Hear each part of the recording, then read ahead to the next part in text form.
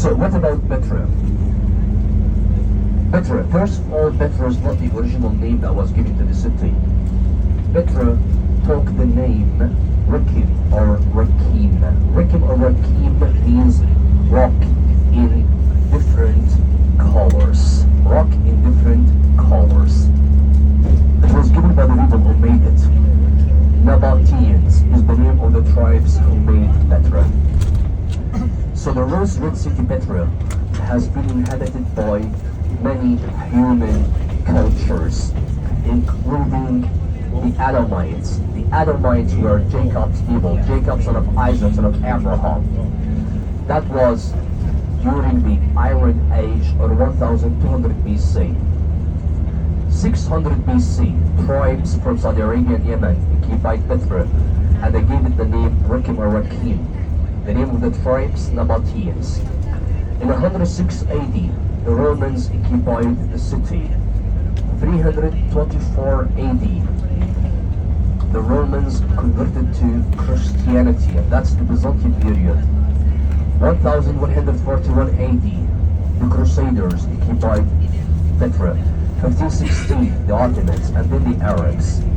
1400 AD, the city was lost from the map for 400 years due to wars between the Crusaders and the Muslims, and then it was forgotten forever because it was not important anymore as a station for the trade caravans. So the Rose Red City Petra was the capital of the Nabateans. Nabateans means water diggers. The Nabateans lived in the desert their entire life, and that's why they talk this name, Nabateans.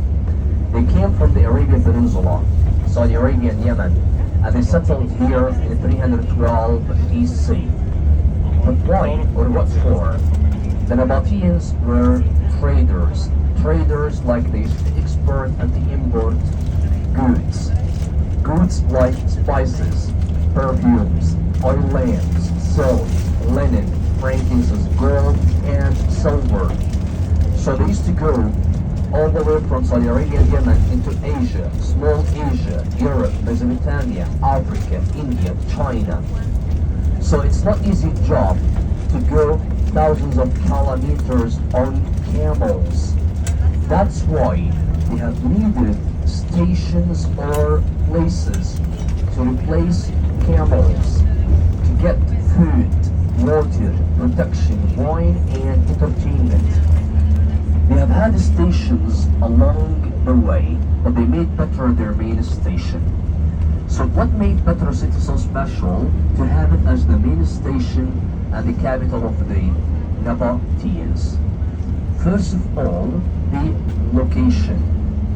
Petra is surrounded by Syria to the north, and Syria used to lead to Turkey in Europe, Saudi Arabia to the south, their homeland, and Saudi Arabia used to lead to Oman in Yemen. Southwest, there is the Red Sea, Egypt, Africa.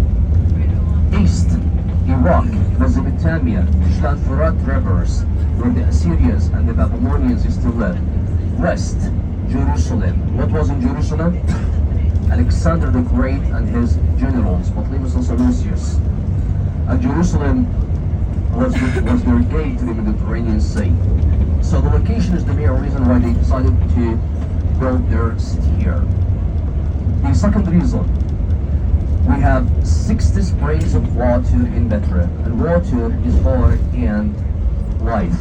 The main one is Moses Spring, the place where Moses hit his stick in a rock, digging out water. The third reason, the city is surrounded by giant rocks, so it's a good place for defense or protection. They even added walls around the city like Hadrian's Wall between England and Scotland. The fourth reason, the material of the stones here in Petra. They are sandstones, soft rocks, easy to cut, easy to chisel, using flint stones, iron tools, hammers, chisels, and hand axes. Also, the lands in Petra are fertilized very well, very good for agriculture. So these are the main reasons why they picked this place to build their kingdom. Petra is a Greek word that means rock. Nabateans is the name of the tribes who made the city, and the city was a station for the trade caravans. Again, a place to replace camels, to get food, water, protection, wine, and entertainment. It was a kingdom, a king with a queen, army, and slaves. Not that much slaves, and slaves were not allowed to carve any monument. Why? These are giant rocks, so if you make a mistake while carving, you cannot fix it. It cannot be fixed. You can't remove that rock until you want to start again. Only professional people were allowed to do the job.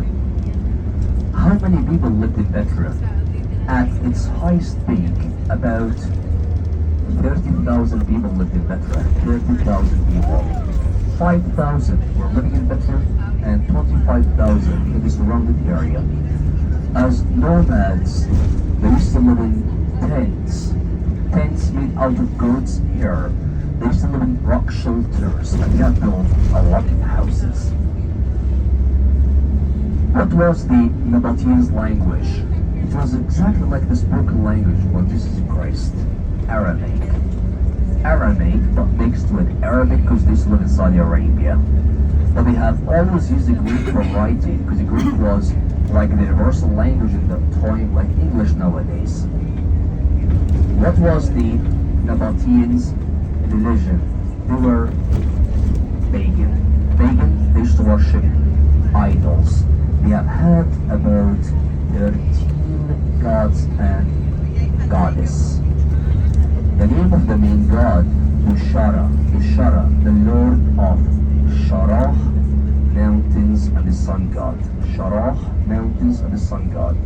By the way, all of them that time, the Greeks, the Syrians, the Romans, the Egyptians, the Pharaohs, the pagans, the Syrians, all of them used to worship the same gods and goddesses but in different names.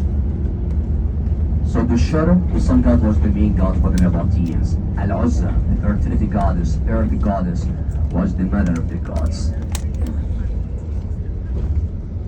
What about food, water, clothes?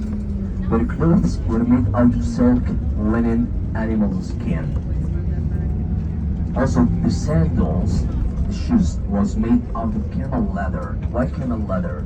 To handle the heat in the desert. What about water?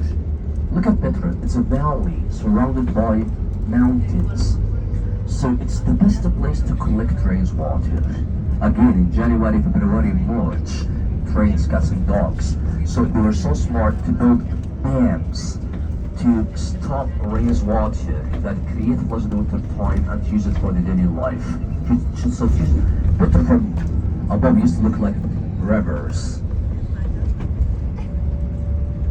Also, we have 6 springs of water in the village. The springs are not inside the city itself.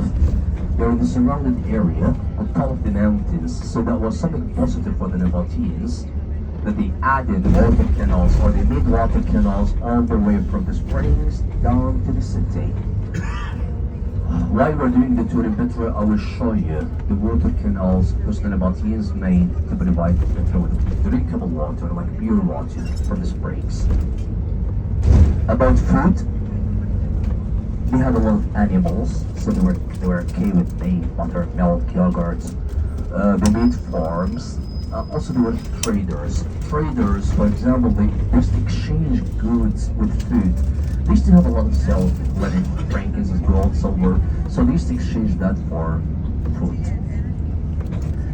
There is something you should know about the Nabateans before we get there. They believed in what's known as reincarnation.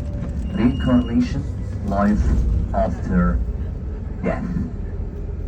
That's why we have about 30,000 tombs in Petra.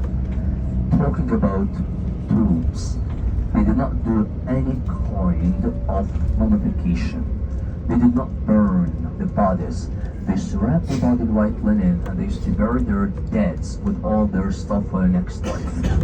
But girl daggers made their job very well. The good thing that 80% of Petra is still undiscovered yet. So if we do excavations, definitely we would find something. But Petra is part of the UNESCO, so we're not allowed to do any excavations. So we should leave the city the way we find it. Also, it's one of the New Zealand wonders. We can't do any changes.